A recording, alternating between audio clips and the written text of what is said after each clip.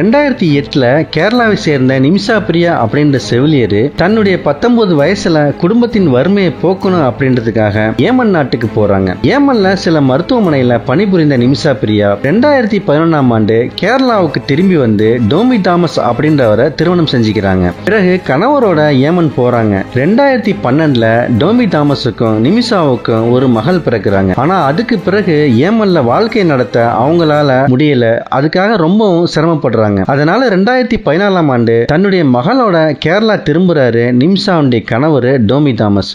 நிமிஷா பிரியா தொடர்ந்து ஏமன்லயே வேலை செய்யறாங்க. மீண்டும் தன்னுடைய குடும்பத்தை ஏமனுக்கு அழைச்சிட்டு வரணும் அப்படின்றதுக்காக, தன்னுடைய நிதிநிலையை மேம்படுத்தணும் அப்படின்றதுக்காகவும் அங்க சொந்தமா ஒரு சிறு மருத்துவமனையை தொடங்க விரும்புறாங்க. ஆனா அரபு நாட்டு சட்டப்படி அந்த நாட்டு குடியுரிமை இல்லாத ஒருத்தங்க அங்க தொழில் தொடங்கணும் அப்படின்னா அந்த நாட்டை சேர்ந்த யாராவது ஒருத்தர் கட்டாயமா அந்த தொழில பங்குதாரரா இருக்கணும் அப்படின்றது கட்டாயம். அதே நிலைதான் ஏமன் நாட்டிலையும். அங்கதான் அந்த நாட்டு பிரஜை மகதி என்பவர் கதைக்குள்ள வர்றாரு. மகதி ஏமன்ல ஜவுளி கடை நடத்தி வந்தவர். அவருடைய மனைவி நிமிஷா பணி செய்த அதே மருத்துவமனையில தான் குழந்தை பெற்றுக்கிறாங்க. 2015 ஜனவரி மாசம் தன்னுடைய மகளின் ஞானஸ்தானத்திற்காக நிமிஷா இந்தியா வந்தபோது மகதியின் விடுமுறையில நிமிஷா கூடவே வர்றாங்க. பின்னர் ஒரு மாதம் கழித்து ஏமன் திரும்பிய நிமிஷா மகதியுடன் இணைந்து ஒரு மருத்துவமனையை தொடங்குறாங்க.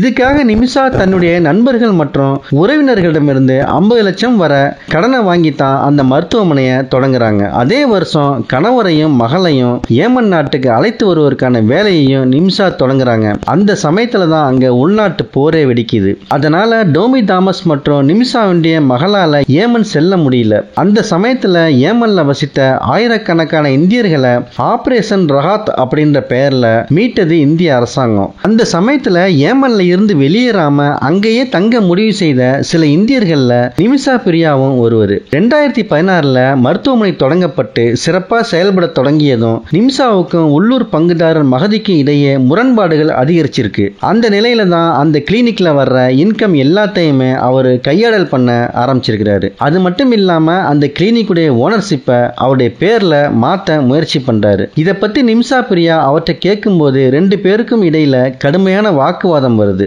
அப்போ இவர் என்ன பண்றாருன்னா நிமிஷா பிரியாவை பிசிக்கலாவும் எமோஷனலாவும் அபியூஸ் பண்ண ஆரம்பிக்கிறாரு. இது எல்லாத்தையுமே தாண்டி நிமிஷா பிரியாவுக்கும் அவருடைய கணவருக்கும் நடந்த திருமணத்துடைய போட்டோவை எடுத்து அதை போட்டோஷாப்ல வைத்து மார்பிங் பண்ணி எனக்கும் நிமிஷா பிரியாவுக்கும் திருமணம் ஆயிடுச்சு அப்படின்னும் நாங்க 2 பேருமே கணவன் மனைவியா தான் வாழ்ந்துட்டு இருக்கிறோம் அப்படின்னும் ஊர் ஃபுல்லா ஒரு பிம்பத்தை உருவாக்குறாரு. இதையும் தாண்டி இந்த நிமிஷா பிரியா இந்த நாட்டை விட்டு போயிட்டா என்ன பண்றது அப்படின்னு அவங்களுடைய பாஸ்போர்ட்டையும் பிடுங்கி வச்சுக்கிறாரு.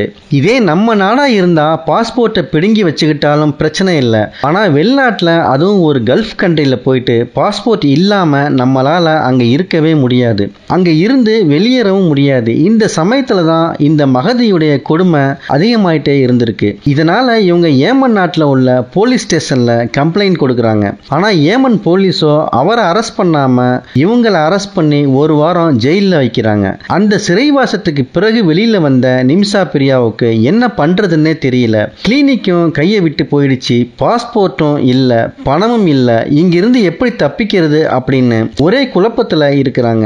அந்த சமயத்துல தான் இவங்களுக்கு அவர்கிட்ட இருந்து பாஸ்போர்ட்டை எப்படியாவது வாங்கணும் அப்படின்னு ஒரு பிளான் போடுறாங்க. அதனால நர்ஸா இருக்கிற அவங்களுக்கு மருந்துகளை பற்றி தெரிந்ததால மயக்க மருந்து செலுத்தி அவரை மயக்கமடைய வச்சு அவர்கிட்ட இருந்து அந்த சந்தர்ப்பத்துல பாஸ்போர்ட்டை எடுத்துக்கிட்டு இந்த நாட்டில இருந்து எஸ்கேப் ஆயிடலாம் அப்படின்னு முடிவு பண்றாங்க. 2017ல ஒரு நாள் இந்த பிளானை எக்ஸிக்யூட் பண்றாங்க.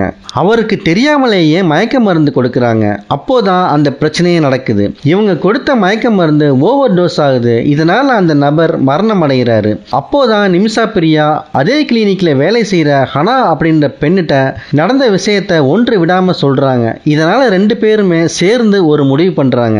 இவருடைய உடம்ப துண்டு துண்டா வெட்டி டிஸ்போஸ் பண்ணிடலாம், நீ இந்த ஊரை விட்டு எஸ்கேப் ஆயிடு அப்படின்னு அவருடைய உடம்ப துண்டு துண்டா வெட்டி ஒரு வாட்டர் டேங்க்ல போட்டுறாங்க. அதுக்கு பிறகு தண்ணீர் தொட்டியில துண்டாக்கப்பட்ட உடல் கண்டுபிடிக்கப்பட்டு ஒரு மாதம் கழித்து சவுதி அரேபியாவை ஒட்டிய ஏமன் எல்லையில நிமிஷா தப்பிச்சு போக முயற்சி பண்ணும்போது ஏமன் போலீஸ் இவங்களை அரெஸ்ட் பண்ணிடுறாங்க.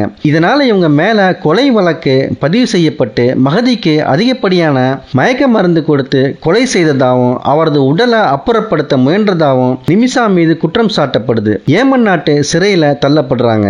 இந்த செய்தியை தொலைக்காட்சி மூலம் தெரிந்து கொள்கிறாரு நிமிஷாவுடைய கணவர் டோமி தாமஸ்.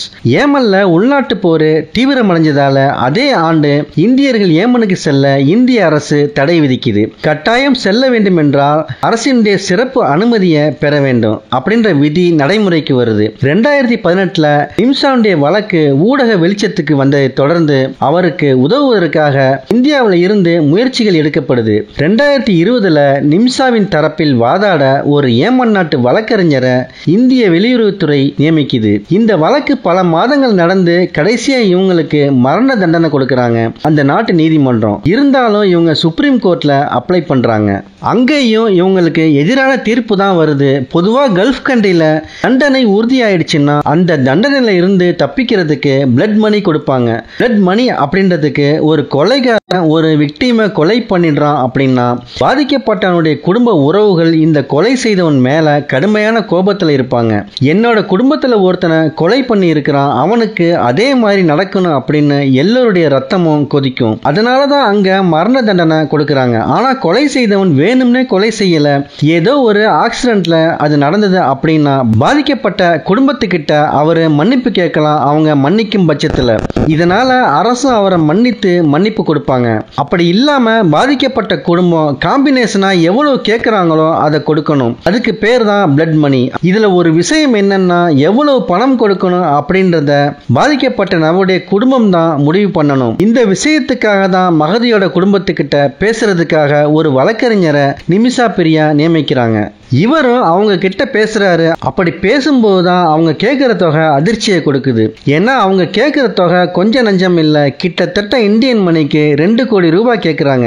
ஆனா இவ்வளவு பணம் நிமிஷா பிரியா கிட்ட கிடையாது, அவங்க குடும்பத்துக்கிட்டையும் கிடையாது. ஆனா இந்த வழக்கறிஞர் என்ன சொல்றாருன்னா எங்களால முடிந்த ஒரு தொகையை நாங்க திரட்டி கொடுக்கிறோம் அப்படின்னு சொல்றாரு. உடனே நிமிஷா பிரியாவுடைய அம்மா இந்தியாவில் கேரளாவில் பாலக்காட்டில் இருக்கிற அவருடைய வீட்டை விற்று ஒரு அமௌண்ட் ரெடி பண்றாங்க. அதுக்கு பிறகு தன்னுடைய மகனுடைய உயிரை காப்பாற்றுவதற்காக சேவ் நிமிஷா பிரியா அப்படின்ற ஒரு ஹேஷ்டேகை உருவாக்கி ஆன்லைன் மூலமா நிதி திரட்ட ஆரம்பிக்கிறாங்க. அதுல இருந்து ஒரு அமௌண்ட் வருது. இப்போ இந்த அமௌண்டையும் அவங்க வீடு விற்ற அமௌண்டையும் சேர்த்து மொத்தமா $40,000 வருது. இந்த அமௌண்ட் நம்முடைய இந்திய தூதரகம் வாயிலாக பாதிக்கப்பட்ட குடும்பத்துக்கு அட்வான்ஸா கொடுக்கலாம்னு கொடுத்து அனுப்புறாங்க. இது நடந்தது 2023 வருஷம். திரும்ப 2024ல இத பத்தி பேசும்போது பாதிக்கப்பட்ட குடும்பம் 2 கோடிக்கு பதிலா 4 கோடி கேட்கிறாங்க. நாங்க 2 கோடி பேசியது முன்னாடி, ஆனா இப்போ எங்களுக்கு 4 கோடி வேணும் அப்படின்னு கேட்கிறாங்க. இதை கேட்டு நிமிஷா பிரியாவுடைய குடும்பம் ஷாக் ஆயிடுறாங்க. அது மட்டும் இல்லாம அந்த மகதி குடும்பம் என்ன சொல்றாங்கன்னா நீங்க அனுப்புன $40,000 கூட எங்கள்கிட்ட வந்து சேரல. ஆக மொத்தத்துல பிளட் மணியா உங்க கிட்ட இருந்து ஒரு பைசா கூட எங்க கிட்ட வந்து சேரல அப்படின்னு சொல்றாங்க. இதனாலதான் பிளட் மணி செட்டில்மெண்ட் முடியல அப்படிங்கிற காரணத்துக்காக இவங்களுடைய மரண தண்டனையை ஜூலை மாதம் 16ஆம் தேதி 2025ல நிறைவேற்றணும் அப்படின்னு உறுதி செய்யப்படுது. இவங்களை தூக்கு கைத்துல இருந்து காப்பாற்ற முடியுமா?